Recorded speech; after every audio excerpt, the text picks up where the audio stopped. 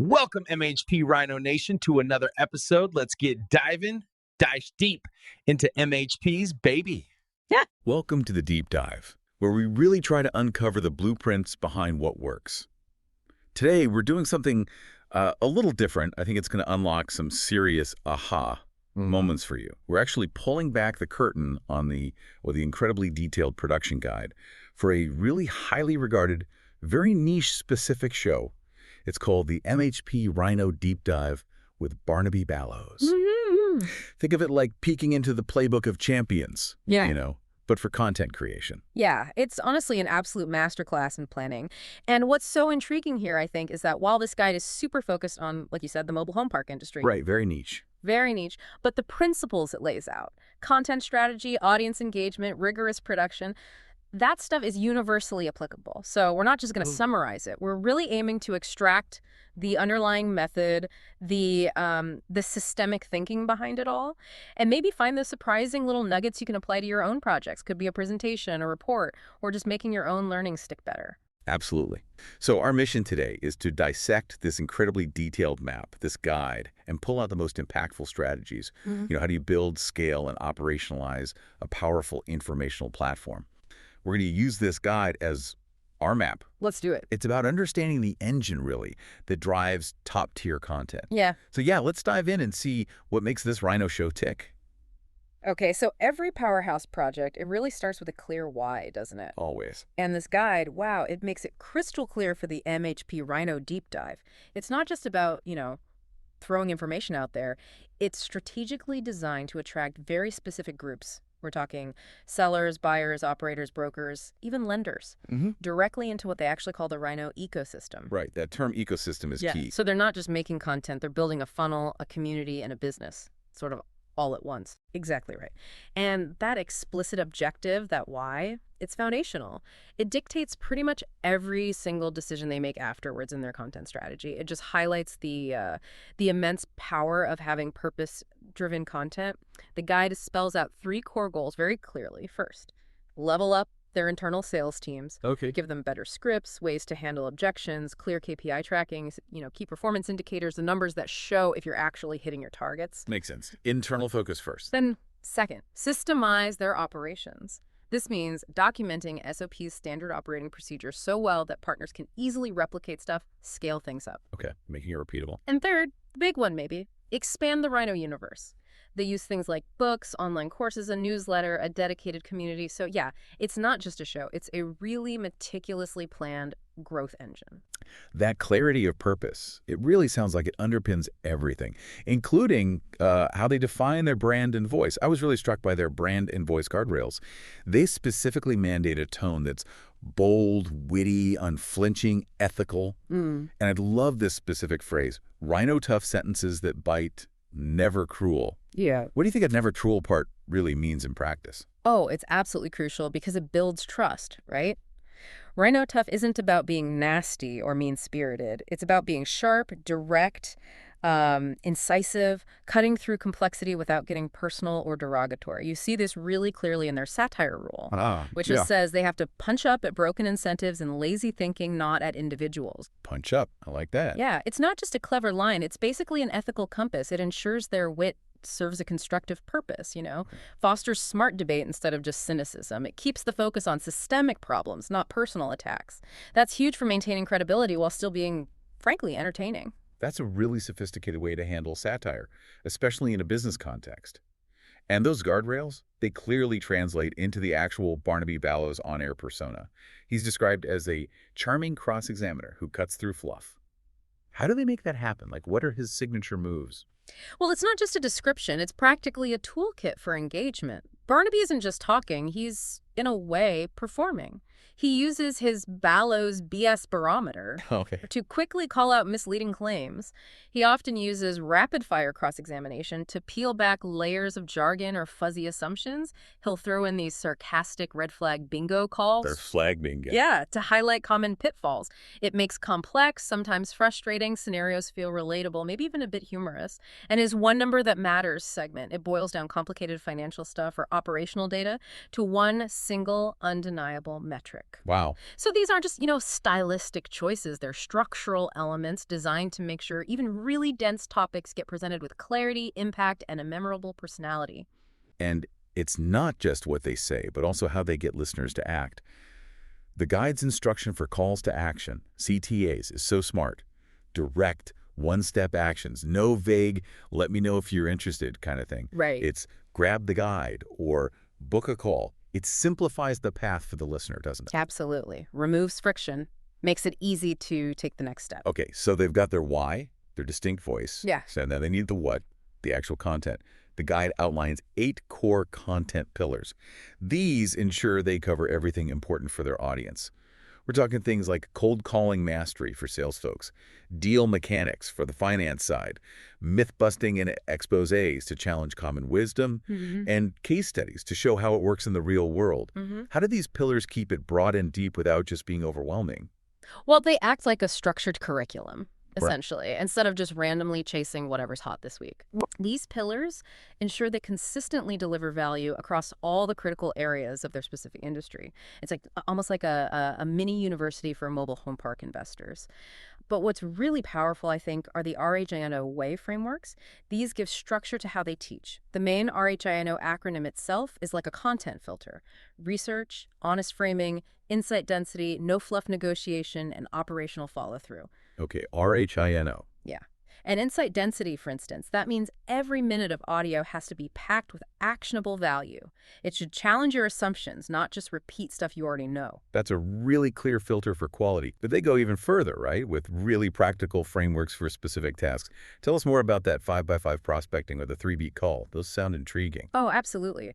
The 5x5 prospecting is a fantastic example of a systematic, multi-channel approach to outreach. It's not just one email and done. It's 5 targeted lists of prospects. And for each prospect, 5 distinct touch steps: a call, a voicemail, an SMS text, an email, and even direct mail. Wow, 5 touches across channels. That's thorough. It is. And imagine applying that logic to your own networking or even trying to get expert input for a project. It ensures you're persistent in reaching people where they are. It's about, thoughtful, consistent engagement, not just blasting messages out. Yeah, much more strategic.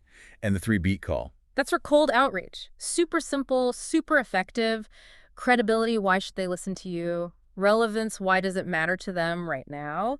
Yeah. And a clear next step, what do you want them to do? Credibility, relevance, clear next step. Exactly. It's a universal structure you could use for almost any initial contact, whether it's a sales call or just asking someone for an informational interview. Helps you get straight to the point. And the frameworks just keep coming. They also use an offer ladder for deals. Right. Moving from initial info to soft terms, then anchored terms, and finally formal paper.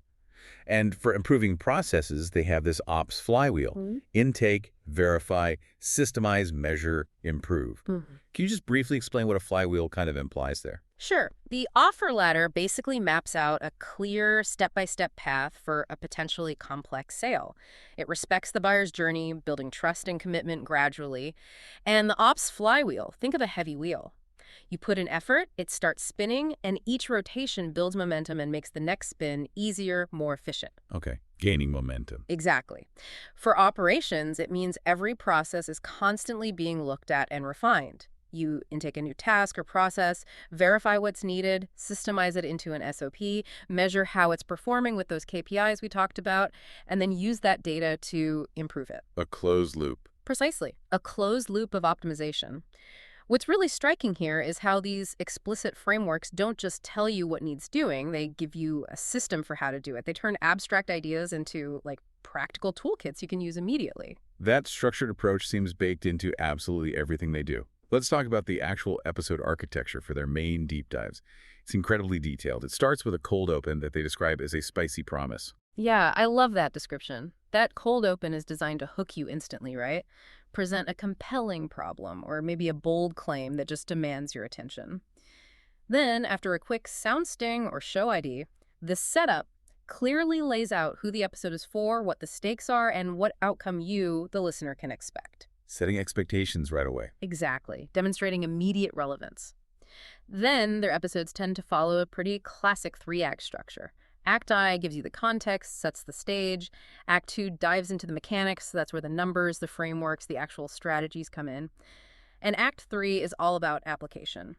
This often involves case study walkthroughs, maybe checklists, and definitely robust objection handling. Application, making it real. Yeah, it ensures this really logical flow of information, taking you from just understanding the concept to knowing how to actually implement it. And they don't stop there. They weave Barnaby's persona back in with a cross-examination segment. Reinforces the brand. Then they give you actionable takeaways, that clear single-step CTA, and even a teaser for the next episode. Yeah. Smart. But what really stood out to me was the strategic focus on a short-form content pack for repurposing. It's not an afterthought. It's planned from the beginning. Oh, absolutely. This is incredibly efficient. They create hooks, short clips, carousel posts for social media, email subject lines, LinkedIn threads, all in advance to spread the message from each deep dive further. That's thinking ahead. It really is. It shows a deep understanding of how to maximize the impact of your core content across different platforms. Take their stuff on cold calling, the cold calling master keys. They pre-design openers that ask permission and promise value in like 7 seconds. 7 seconds. Wow. Yeah, like, do you have 27 seconds for me to share something valuable? Then they have pattern interrupts things to say to stop someone hanging up immediately, like, before you go, let me share 2 quick numbers. They even prepare detailed responses for common objections. This proactive approach is it's a game changer if you're trying to get any message heard today.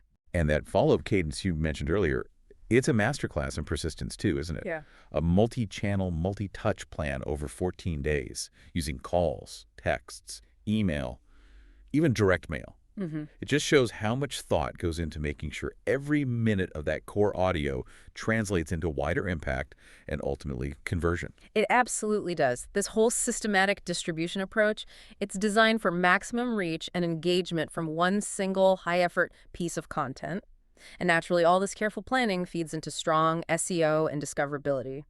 They deliberately weave target keywords, hashtags, and descriptive language into their distribution plan across all the platforms: YouTube, Spotify, Apple Podcasts, Shorts, LinkedIn, their newsletter, you name it. So it's a truly holistic strategy. Make great stuff, then make sure the right people can actually find it. Precisely. Okay, so they create it meticulously, they distribute it strategically, but how do they know if it's actually working? That's where the KPIs and feedback loops come in, I assume. Exactly right. This isn't just art for art's sake. It's about creating effective content. And they track specific metrics that go way beyond just, vanity numbers like total downloads. For instance, hook retention. They aim for at least 70% of listeners sticking through the first 30 seconds on mid-form content. That's specific. Very. And it tells you way more than total views, right? It measures how well that initial spicy promise actually landed. They also track average view duration, ideally over 40% of the total length, and click-through rate on those CTAs, aiming for 4.5% or higher. Plus, sales KPIs like how many consults get booked. Connecting content to business results. Definitely. But what's really, I think, impactful is the post-release retro. It's a simple one-page review after every single episode. Every single one. What worked? What needs changing? What's the next experiment? It builds a real culture of continuous improvement. That commitment definitely shows up in their quality bar scoring criteria, too. Yeah. Using a 0-10 scale to rate episodes on things like hook effectiveness, shareability, novelty and insight density, even humor impact. Yeah. It's an incredibly thorough way to maintain consistency and push for excellence every time. And underpinning all of this, crucially, are their legal and ethics guardrails. These aren't just footnotes, they're serious. Strict policy on no personal data without consent. Critiquing behaviors or industry practices, yes, but not private individuals. Okay, that punch-up rule again. Exactly. Clearly stating their content isn't personalized legal or financial advice. And always respecting residents and fair housing principles. This isn't just about CYA, covering themselves. It's foundational for building long-term trust and credibility, especially vital in a niche industry where your reputation is everything. It ensures that even while they're being tough and insightful, they're also being responsible and ethical. So wrapping this up, what does this deep dive into the MHP Rhino Deep Dive production guide really mean for you listening right now? I think it's a really powerful illustration that success in creating impactful content, whether that's a show like this, a presentation for work, or even just a report, it isn't just about having good ideas. It really comes down to meticulous planning, establishing an authentic, clear voice, providing actionable frameworks people can actually use, designing for repurposing from the start, and maintaining this relentless commitment to measuring your impact and always improving. It's about building a system to deliver information powerfully. Yeah, absolutely. And maybe to connect this to the bigger picture, here's a thought to chew on. How could you bring some of that Rhino Tough precision to your own communication? What are the content pillars you consistently build on in your field? Could a 5 by 5 multi-touch system maybe adapted enhance your outreach for collaborations or networking, or even just sharing your research more effectively? The blueprint for rigorous structure, clear objectives, and consistent measurement, it's right there in this example, and it's transferable regardless of your topic. How can you apply these principles to make your information land with more impact and truly resonate? That's a fantastic thought to leave you with. Thank you so much for joining us on this deep dive into a deep dive production guide. We really hope you'll explore how some of these principles could shape your own learning, your communication, and how you share what you know. Until next time.